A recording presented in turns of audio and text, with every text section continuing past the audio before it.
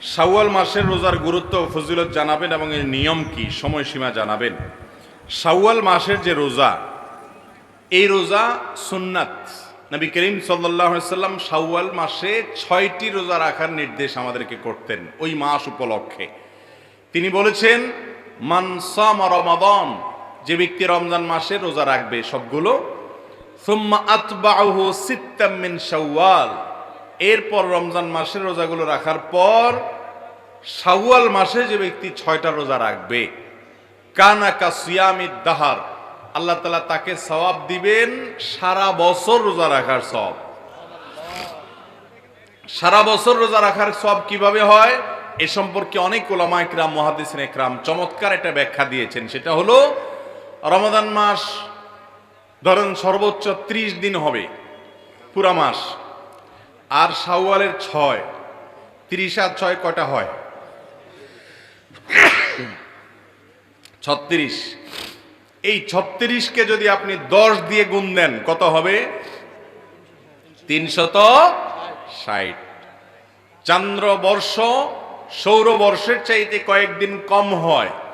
সেই হিসেবে যদি আপনার রমজানের 30 দিন রোজা রাখার পর শাওয়ালে আরো 6টা রোজা রাখেন, তো আল্লাহ তাআলা টোটাল 36টাকে, ওই যে আল্লাহ তাআলা কোন কোন আমলের সওয়াব 10 গুণ, কোনটাকে আরো বেশি বাড়িয়ে দেন, তো এটাকে কমপক্ষে 10 গুণ বাড়িয়ে দিবেন। তাতে 30 দিনের পরে 6টা রোজা রাখার ফলে কেমন যেন আপনি সারা বছর 360 দিন রোজা রাখলেন।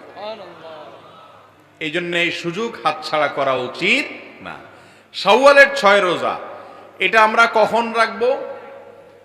আমরা ঈদের দিন, ঈদ উপলক্ষে যে রোজা রাখা হারাম সেদিন বাদে এরপরে পুরো গোটা মাসের যে কোনো দিন আমরা রাখতে পারবো। এমনকি কেউ যদি শুধু শুক্রবারের সুযোগ পায়, শুধু শুক্রবারে রাখবেন। শুধু শুক্রবারে রোজা রাখা এমনি, শুধু জুমার দিনে রোজা রাখা এমনিতে নিষেধ হাদিসে।